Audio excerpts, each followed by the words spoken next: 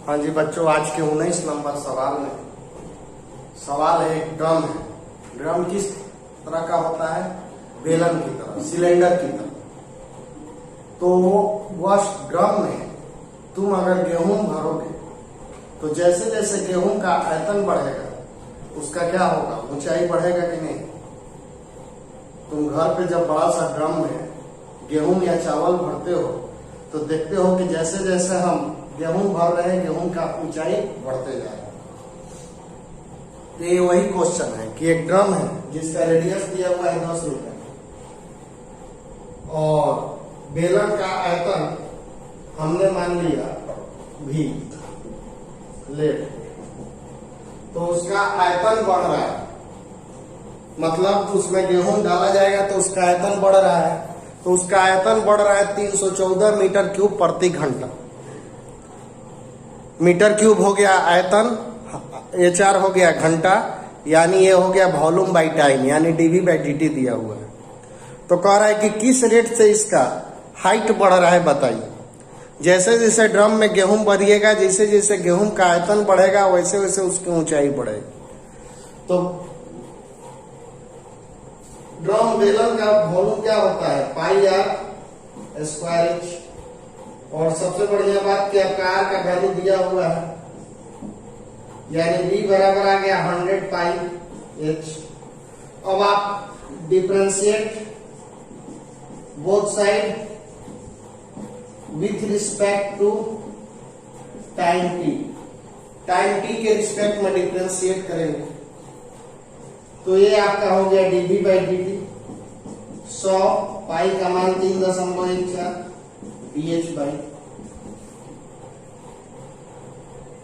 dV/dt का value दिया हुआ है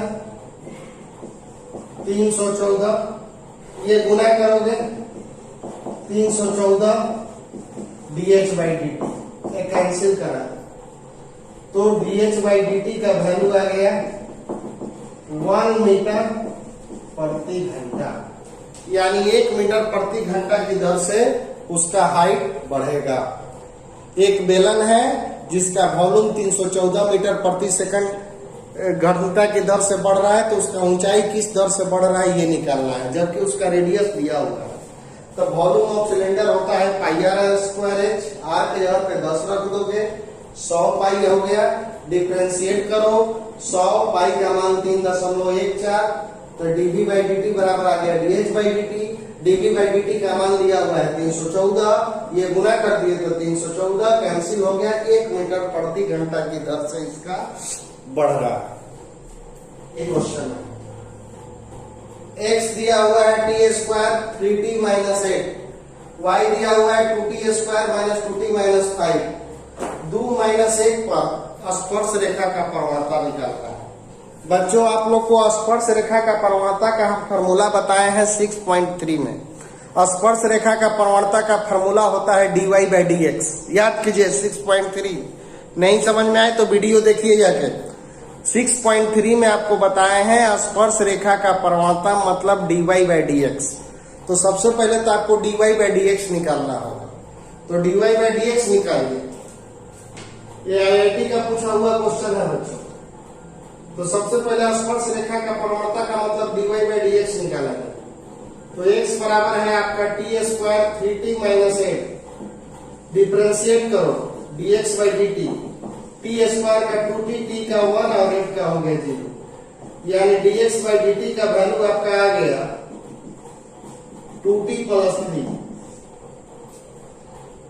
y बराबर है 2t² - 2t - 5, डिफरेंशिएट कीजिए t² का 2t, t का 1, 5 का 0, यानी dy/dt का वैल्यू आपका आ गया 40 - 2। अब हम लोग डिवाइड करेंगे 2/1, dy/dt by dx/dt। dy/dt का वैल्यू 40 - 2 और dx/dt का वैल्यू 2t +, यानी आपको dy बाई dx का वैल्यू निकल गया 4t माइनस 2 2t प्लस 3। अब देखिए यहां पे आके आपकी गाड़ी फंस गई। dy बाई dx का वैल्यू अभी नहीं निकल पाए और dy बाई dx कहां पे कह रहा है 2 माइनस 1 पर, तो ये है x का वैल्यू और ये है y का वैल्यू और हमको जरूरत है t। अरे dy बाई dx का वैल्यू कब मालूम होगा जब आपको t का मान मालूम होगा, और t आपको मालूम है नहीं है। कह रहा है कि बिंदु 2 माइनस 1 पर स्पर्श रेखा का प्रवणता बताइए। 2 माइनस x मतलब x कोऑर्डिनेट है 2 और y कोऑर्डिनेट है -1, तो ये x y का वैल्यू है, t का वैल्यू नहीं है। तो सबसे पहले आपको t का वैल्यू निकालना होगा। तो x का वैल्यू कितना है 2, तो t square plus 3t minus 8 बराबर x।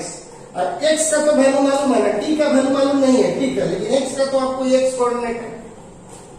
तो t square plus 3t minus 8 equal to 2, t square 3t, ये 2 इधर आके जुड़ जाएगा तो -10, इसको फैक्टर कीजिए।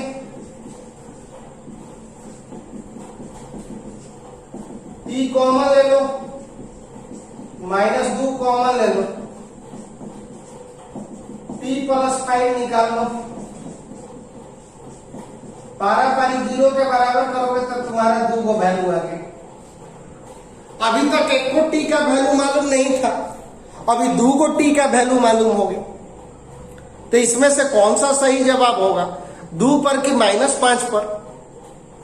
तो इसके लिए अभी रुकिए, अभी आप y का भी वैल्यू आप जान रहे हैं, तो y की मदद से भी वैल्यू निकालिए। 2t square minus 2t minus 5 बराबर y है ना।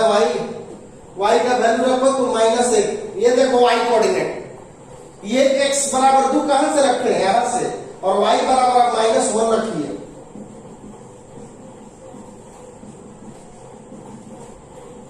To t square minus 2t minus 5 plus 1, 2t square minus 2t minus 4 equal to 0। चलो इसको फैक्टर करो बच्चों।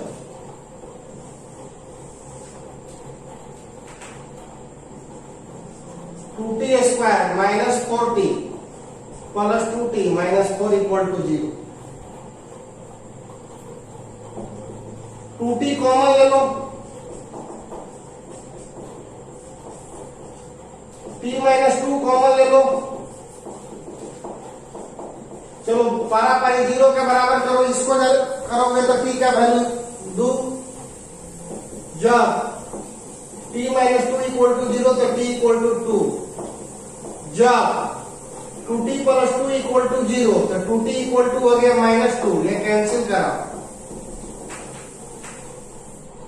अभी तक हमको t का एक को वैल्यू मालूम नहीं था, लेकिन x और y की मदद से हम t का 3 को वैल्यू मालूम कर लिए। एगो t बराबर 2, एगो t बराबर -5 और एगो t बराबर -1।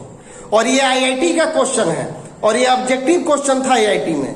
और जो 3 वो ऑप्शन है, t बराबर -5 रखने पर एक ऑप्शन मैच कर जाएगा, t बराबर 2 भी रखने पे एक दूसरा ऑप्शन मैच करेगा, और t बराबर -1 रखने पे भी तीसरा ऑप्शन मैच करेगा। तो मेन है कि आपको जो t बराबर -5 रखोगे dy बाई dx में, वो आंसर एगो दिया हुआ है ऑप्शन में। एगो t बराबर -1 लोगे वो ऑप्शन दिया हुआ है, और t बराबर 2 लोगे तो वो ऑप्शन दिया हुआ है। अब यहां सबसे बड़ा कंफ्यूजन हुआ, आप बच्चा बका के बहुत सारे t बराबर -5 रखे और ऑप्शन मैच कर गया, मिला दिए, जबकि t बराबर -5 गलत है। देखिए स्पर्श रेखा का प्रवणता का मतलब होता है dy बाई dx। तो इसको हमने t के रिस्पेक्ट में डिफरेंशिएट किया, फिर इसको t के रिस्पेक्ट में डिफरेंशिएट किए, फिर दोनों को भाग दे दिए तो dy बाई dx निकल गया। तो dy बाई dx पूछ रहा है x बराबर 2 और y बराबर -1 पर, लेकिन इधर x है ना y है, इधर तक t है, तो x बराबर 2 हम इधर रख दिए, हल किए तो t का 2 को वैल्यू निकल गया। y बराबर -1 लिए तो t का वैल्यू भी 2 को निकल गया। लेकिन आपका ये आईआईटी का क्वेश्चन इसलिए बन गया क्योंकि जो ऑप्शन में t बराबर -5 लोगे वो मैच कर रहा है, t बराबर -1 लोगे वो मैच कर रहा है, और t बराबर 2 लोगे तो वो भी मैच कर रहा है, लेकिन सही एक गो है। तो कौन सा सही है? तो यहां पे since t equal to 2 is common point, so t equal to 2 is true. Since t बराबर 2 उभयनिष्ठ बिंदु है, इसलिए t बराबर 2 सही है। तो t बराबर 2 सही है, तो आप t बराबर 2 रखिए, तो dy बाई dx t बराबर 2, तो यहां पे 4 t के जगह पे 2 माइनस 2, नीचे भी t के जगह पे 2 रखिए, 4 दूनी 8 में से 2 घटेगा 6, और नीचे हो गया 2 दूनी के 4 3 7। आप कहोगे कि सर आप कैसे जान गए कि t बराबर 2 सही है, ये दोनों काहे नहीं सही है? तो देखो t बराबर 2 जो है इसमें भी है, और t बराबर 2 जो है इसमें भी है। अगर हम यहां पे क्वेश्चन क्या कह रहा है कि आप प्रवणता निकाले कब? जब x बराबर 2 हो और y बराबर -1 हो, दोनों हो, कोई ये तो नहीं। तो अगर हम t के जगह पे 2 रखेंगे तो x का मान 2 आ जाएगा, t के जगह पे हम 2 रखेंगे तो y का मान -1 आ जाएगा। तो t बराबर 2 दोनों को सेटिस्फाई कर रहा है, इसीलिए t बराबर 2 सही है। लेकिन अगर t बराबर -5 रखोगे तो x बराबर 2 तो आएगा, लेकिन y का मान अलग आएगा, -1 नहीं आएगा। t बराबर जब -5 रखोगे तो इसका वैल्यू हो जाएगा 25 दूनी 50, और ये हो जाएगा 10 - 5 55 आ जाएगा। यानी अगर t बराबर -5 लेंगे तो t बराबर -5 दोनों को सेटिस्फाई करेगा, इसका तो मान आ जाएगा 2, लेकिन इसका मान आपका -1 नहीं आएगा, 55 आ जाएगा। तो कौन बिंदु हो जाएगा? 2 55 ना हो जाएगा। ऐजा t बराबर 2 रखोगे तो इसका वैल्यू आ जाएगा 2, t बराबर 2 रखोगे तो x का वैल्यू 2 आ जाएगा, और t बराबर 2 रखोगे तो y का भी वैल्यू माइनस आ जाएगा, यानी 2 - 1 हो गए। लेकिन t बराबर -5 लोगे तो x का तो वैल्यू 2 आएगा, लेकिन y का वैल्यू आ जाएगा 55, तो 55 आ जाएगा, तो बिंदु 2 55 ना हो जाएगा, इसीलिए t बराबर -5 सही हो। t बराबर -1 लोगे तो e तो आ जाएगा -1, लेकिन e नहीं आएगा -1, कोई दूसरा आ जाएगा, इसीलिए t बराबर 2 दोनों को सेटिस्फाई कर रहा है, इसीलिए t इक्वल टू 2 पे आपका सही आंसर होगा, और इसका सही आंसर होगा आपका 6/7।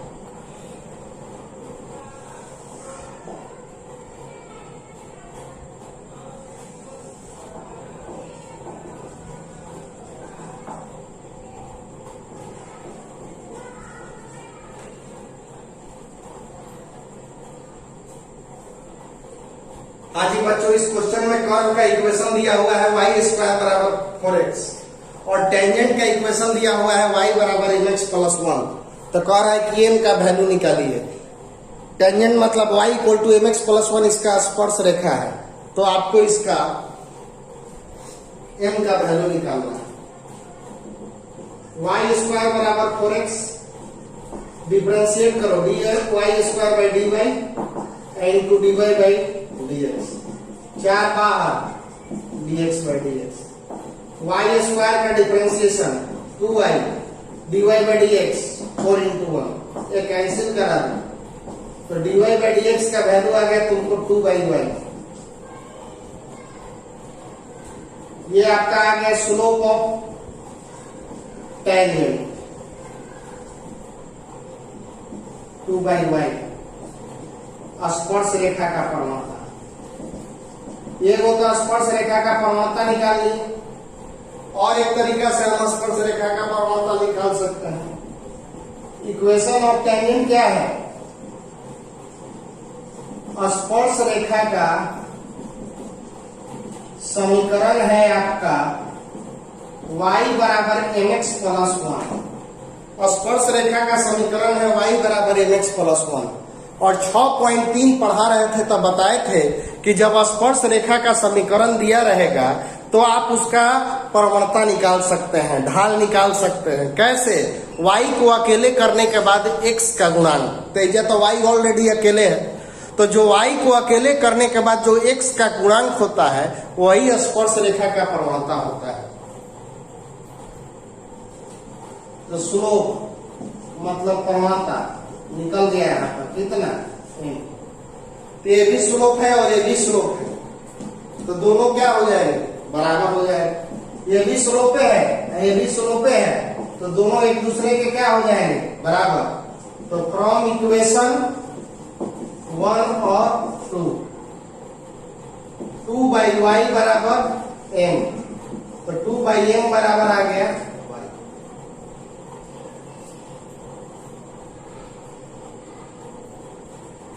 सिंस y स्क्वायर बराबर है 4x, y के जगह पे वैल्यू रखो 2 बाई m का होल स्क्वायर बराबर 4x, तो 4 बाई m स्क्वायर बराबर 4x, तो x का वैल्यू आ गया 1 बाई m स्क्वायर। x का भी वैल्यू निकल गया, y का भी वैल्यू निकल गया।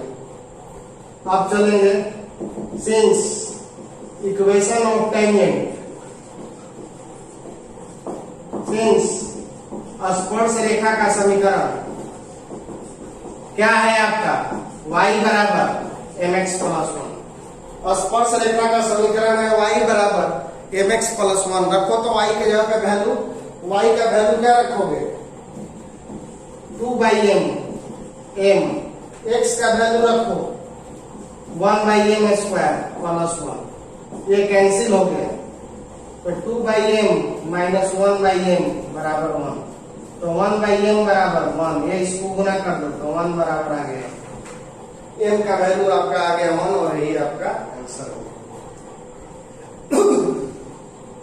टेंजेंट का इक्वेशन दिया हुआ है, कर्व का इक्वेशन दिया हुआ है, कह रहा है कि m का वैल्यू निकालिए। तो सबसे पहले हम लोग इसको डिफरेंशिएट करेंगे। जो फंक्शन पावर में नीचे बिना पावर dy बाई dx, 4 बाहर dx by dx, y square का 2y dy by dx, x का 1, 2 से 2 कटा दो dy by dx, dy by dx 6.3 में बताए हैं स्पर्श रेखा का प्रवणता होता है। स्पर्श रेखा का प्रवणता हम उसके समीकरण से भी निकाल सकते हैं। स्पर्श रेखा का प्रवणता उसके समीकरण से कैसे निकाला जाता है, तो y को अकेले करने के बाद x का गुणांक, तो y को अकेले करने के बाद x का गुणांक कितना है, m, तो ये भी स्पर्श रेखा का प्रवणता, ये भी स्पर्श रेखा का प्रवणता, दोनों को बराबर किए तो m y का वैल्यू निकल गया। अब इस y का वैल्यू हम लोग इस समीकरण में रख दिए तो हमको x का वैल्यू मिल गया। अब x और y दोनों का वैल्यू इसमें रख दिए तो हमको m का वैल्यू मिल गया और यही हमारा आंसर होगा।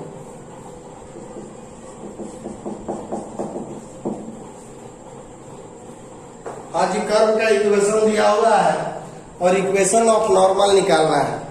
और सबसे अच्छी बात है कि इसमें पॉइंट दिया हुआ है, तो पॉइंट दिया हुआ है तो खाली स्लोप निकाल लीजिए।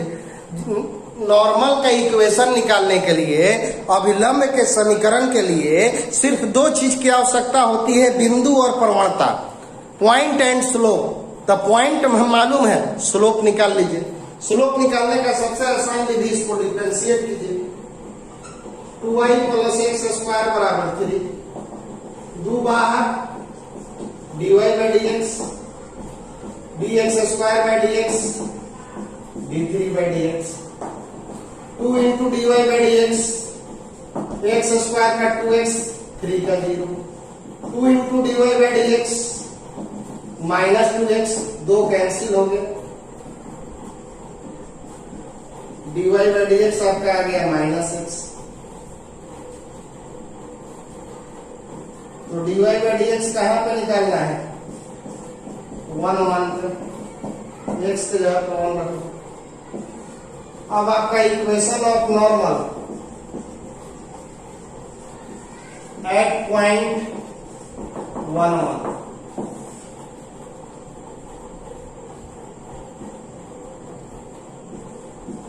बिंदु 1 1 पर अभिलंब का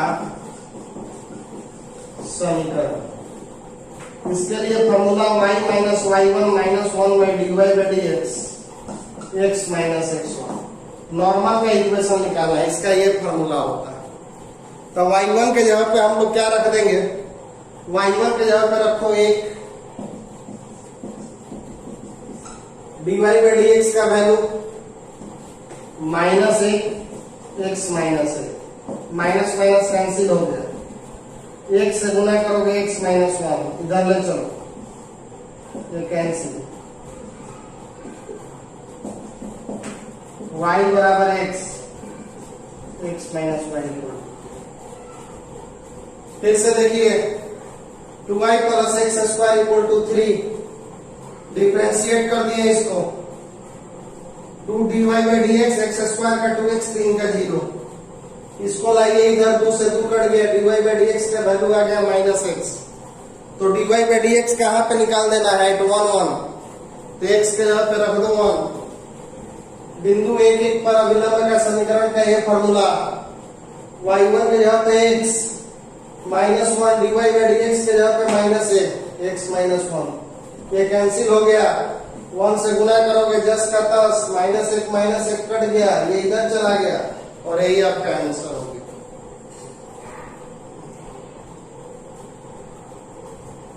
देखो बच्चों, आपको लग रहा है कि ये भी क्वेश्चन उसी तरह का है, क्योंकि पॉइंट दिया हुआ है, तो कहिएगा कि बस स्लोप निकालेंगे और हो जाएगा, लेकिन ये गलत बन जाएगा अगर वैसे बनाएंगे तो, क्योंकि उस क्वेश्चन में था कि बिंदु 1 2 पर अभिलंब का समीकरण निकालिए, बिंदु 1 1 पर अभिलंब का समीकरण निकालिए, और इस क्वेश्चन में कि बिंदु 1 2 से होकर जाने वाली अभिलंब का समीकरण निकालिए। बिंदु 1 2 से होकर जाने वाली, इस बिंदु से होकर जाने वाली अभिलंब का समीकरण निकालिए। इसमें थोड़ा सा बारीकी अंतर है, उसमें कह रहा था 1 1 पर, मतलब पॉइंट यहाँ का था, लेकिन यहाँ पे पॉइंट यहाँ का नहीं दिया हुआ है, इसलिए सवाल वैसे नहीं बनेगा। पहले आपको यहाँ का पॉइंट निकालना होगा, पॉइंट ऑफ कांटेक्ट निकालना होगा। तो यहाँ वाला पॉइंट हमने मान लिया एक्स वाई, तो सबसे पहले तो आपको एक्स वाई का वैल्यू निकालना होगा, तब जाके क्वेश्चन बनेगा।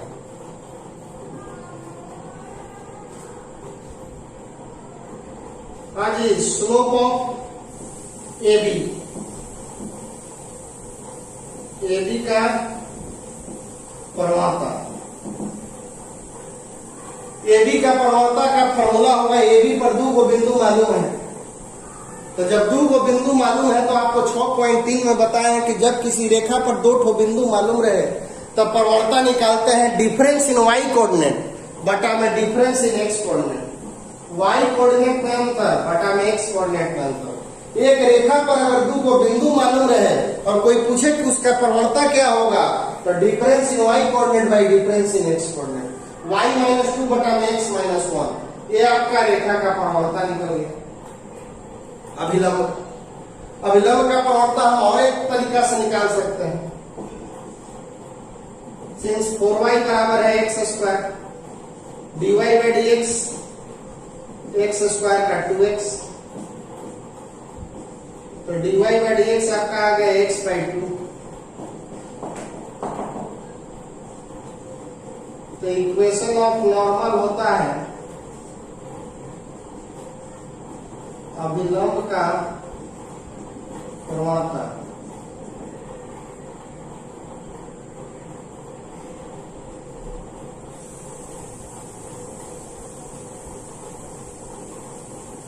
Slope of normal A B -1 by dy by dx,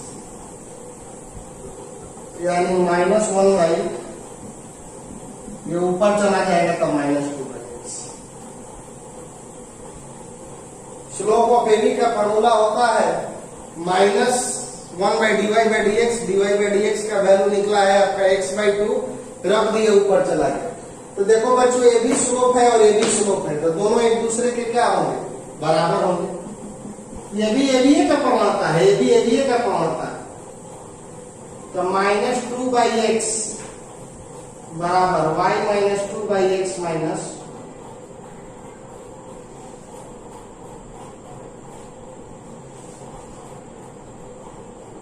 तिरछा तिरछी मल्टीप्लाई कीजिए,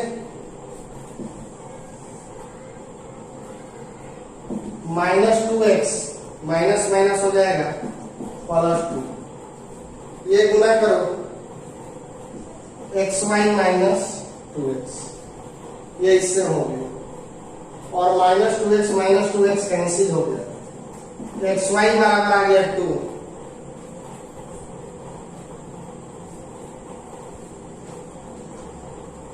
तो y बराबर आ गया 2/x। अब आप चलेंगे फ्रॉम इक्वेशन 1, फ्रॉम इक्वेशन 1 से चलिए, फ्रॉम इक्वेशन 1 में x स्क्वायर बराबर है 4y, x स्क्वायर y की जगह पे रख दो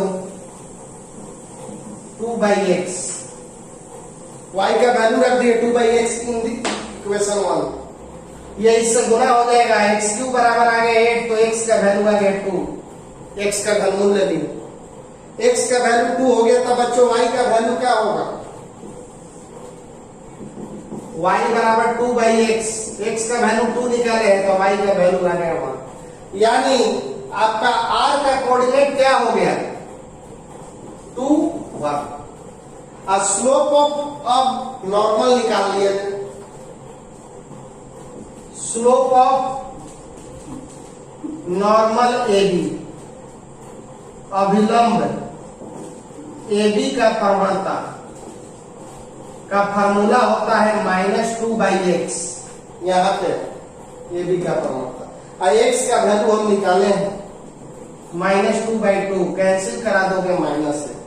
देखो बच्चों इस क्वेश्चन में आपको जो इक्वेशन निकालना रहता है, इक्वेशन के लिए यहाँ का बिंदु मालूम होना चाहिए, लेकिन यहाँ का बिंदु नहीं है। आप पिछले सवाल और इस सवाल में देखोगे तो पिछले सवाल में लिखा हुआ है कि बिंदु 1 पर अभिलंब का समीकरण निकालिए, और इस क्वेश्चन में लिखा हुआ है बिंदु 1 2 से होकर जाने वाली। तो जब होकर जाने वाली तो 1 2 कहीं भी हो सकता है, r पे नहीं होगा, तो यहाँ पे r का कोऑर्डिनेट नहीं मालूम था, इसीलिए r का कोऑर्डिनेट हमने xy माना। अब r का कोऑर्डिनेट xy माना तो इस रेखा का प्रवणता क्या होगा, difference in y coordinate bye difference in x coordinate. फिर हम यहाँ से आपको dy/dx निकाले, स्लोप ऑफ नॉर्मल होता है -1/dy/dx, वैल्यू रखे तो ये भी नॉर्मल का प्रवणता है, ये भी नॉर्मल का प्रवणता है, दोनों को बराबर किए, सॉल्व किए तो x का वैल्यू आ गया 2 और y का वैल्यू आ गया 1, यानी इसका कोऑर्डिनेट निकल गया 2a। यानी अब हमको यहाँ का कोऑर्डिनेट मालूम हो गया बच्चों, क्या 2a। अब कोऑर्डिनेट मालूम हो गया तो स्लोप चाहिए, तो स्लोप ऑफ नॉर्मल के इक्वेशन के लिए दो चीज चाहिए, पॉइंट और स्लोप। तो पॉइंट तो मालूम हो गया, एक्स वाई का वैल्यू मालूम हो गया, मतलब पॉइंट मालूम हो गया। अब स्लोप निकालना है तो स्लोप ऑफ नॉर्मल का फॉर्मूला होता है -2/x, x के जगह पे 2 रख दिए तो हमको स्लोप ऑफ नॉर्मल निकल गया। अब हम इक्वेशन ऑफ नॉर्मल बड़े आसानी से निकाल लेंगे।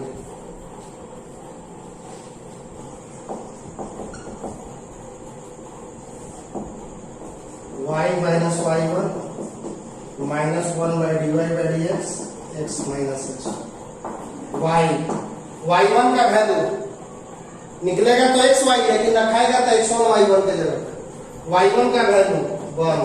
ये इक्वेशन ऑफ पूरा इक्वेशन ऑफ नॉर्मल होता है, और ये पूरा का वैल्यू इक्वेशन ऑफ नॉर्मल दिया हुआ है -1 x1 के जगह पे -2, तो y -1 -x माइनस माइनस हो गया +2। x को इधर ला दो और 1 को इधर ले जाओ, x + y = 3, यही आपका आंसर। ये पूरा आपका इक्वेशन ऑफ नॉर्मल है, और इक्वेशन स्लोप ऑफ नॉर्मल है। स्लोप ऑफ नॉर्मल मतलब -1/dy/dx का वैल्यू -1, तो ये पूरा आपके -1। y1 आपका 1, x1 आपका 2, -1 से गुना कर लिए, ये इधर आ गया, ये इधर चला गया, और x + y का वैल्यू आपका 3 हो गया, और यही आपका आंसर हो गया।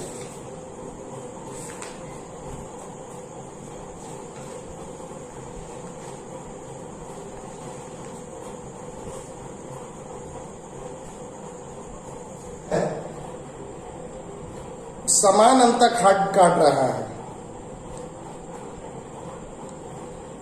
तो पॉइंट ऑफ कांटेक्ट निकालना है, स्पर्श बिंदु निकालना है। सबसे पहले तो आप जानिए कि समान अंतखंड क्या होता है?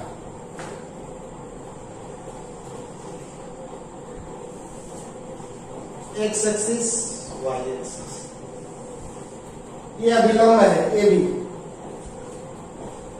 समान अंतखंड, इक्वल इंटरसेप्ट का मतलब कि जितना दूरी ये है उतना ही दूरी, जितना दूरी ओ ए है उतना ही दूरी ओ भी है, ये दोनों बराबर है।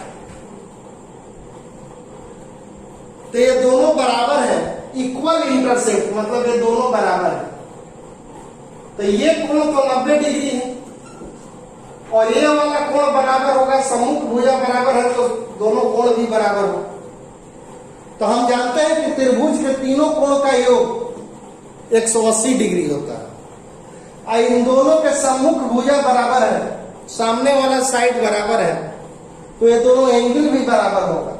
तो बताओ ये दोनों एंगल कितना कितना डिग्री होगा?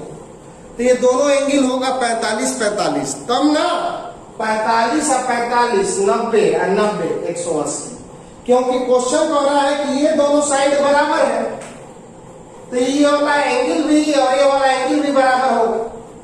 तो हम जानते हैं कि त्रिभुज के तीनों कोण का जोड़ 180 डिग्री होता है, तो ये 45 45 रहेगा तभी ना होगा। अच्छा ये भी जान जाइए कि इंटरसेप्ट कोई जरूरी नहीं है कि इधर ही काटे, ऐसे भी काट सकता है। तो इस केस में भी वही बात होगा, 90 डिग्री 45 45। तो if normal cuts intercept equally,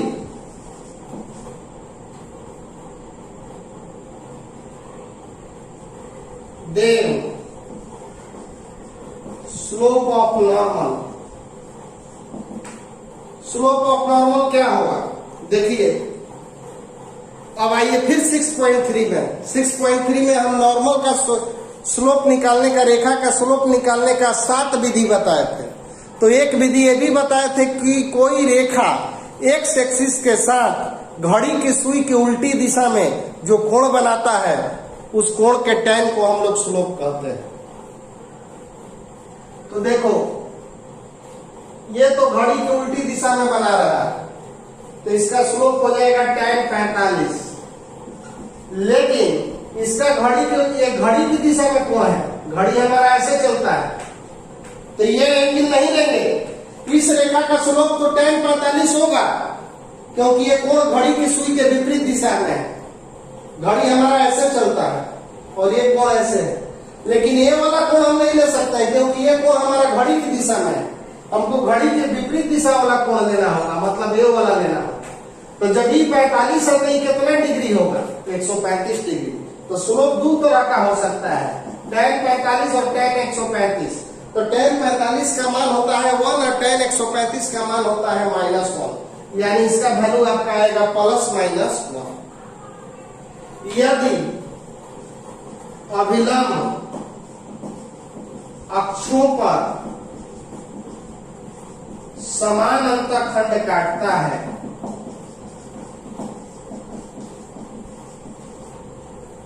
तो अभिलंब का प्रवणता आपका होगा tan 45 या tan 135 डिग्री, यानी +-1। अगर कोई रेखा अक्षों पे समान अंतखंड, ये आप डायरेक्ट लिख सकते हैं कि नॉर्मल कट्स इंटरसेक्ट तो स्लोप ऑफ नॉर्मल +-1। ये हम आपको इसलिए समझाएं कि कैसे होता है। अगर आप अभी याद रख सकते हैं कि कोई रेखा अक्षों पे समान अंतखंड काटता है तो उसका स्लोप +-1 होता है। कैसे होता है एक बार फिर से जानिए। समान अंतखंड ये हो गया x अक्ष, ये हो गया y अक्ष। ऐसा रेखा है जो ये दूरी और ये दूरी बराबर रहेगा तो समान अंतखंड। तो जब ये दूरी और ये दूरी बराबर है तो इसका कोण भी बराबर होगा। अब भाई 90 हो गया है तो 90 में से बराबर बराबर बांटेंगे, तो 45-45, उसी तरह से भी 45-45। तो इस रेखा का ढाल तो तुमको नजर आ गया tan 45। कोई रेखा एक अक्ष के साथ घड़ी के सुई के विपरीत दिशा में जो कोण बनाता है उस कोण के tan को हम लोग रेखा का ढाल कहते हैं। तो इस रेखा का ढाल हो गया tan 45, लेकिन इस रेखा का tan 45 नहीं होगा क्योंकि ये वाला कोण घड़ी की दिशा में है और हमको घड़ी के विपरीत दिशा में कोण चाहिए। तो विपरीत दिशा में कोण है 135, तो इसका हो गया tan 45 या tan 135 यानी ±1। तो अभिलंब का प्रवणता आ गया ±1। ये तो एगो हो गया। अब एक तरह से और निकालेंगे हम लोग equation of normal. Since 9y² बराबर क्या है x3, इक्वेशन ऑफ का डिफरेंशिएट करो। 9 बाहर, dy² dy into dy/dx, dx3/dx। 9y² का 2y dy/dx, x3 का 3x², 3 कैंसिल कर।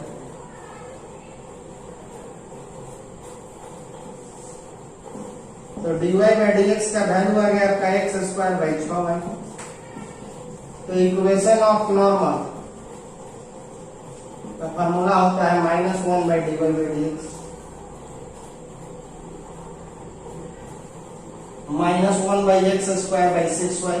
ये ऊपर चला गया। देखो ये भी नॉर्मले का ही है और ये भी नॉर्मले का है। अब दोनों को हम लोग बराबर करेंगे और एक्स वाई का वैल्यू निकालेंगे और जो एक्स वाई का वैल्यू होगा वही आपका आंसर होगा।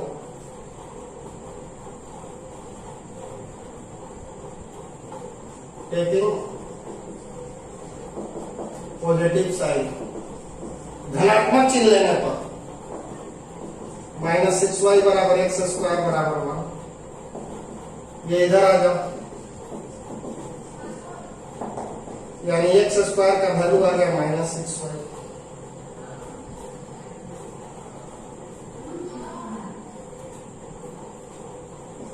x² - 6 बराबर आ गया y।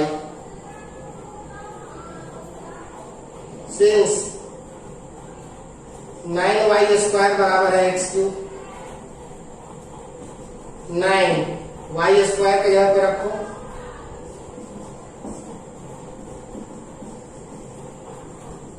9x पे पावर 4 इक्वल टू 36 x3।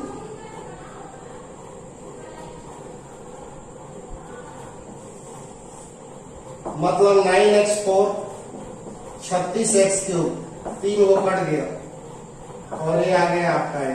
तो x का वैल्यू आ गया 4।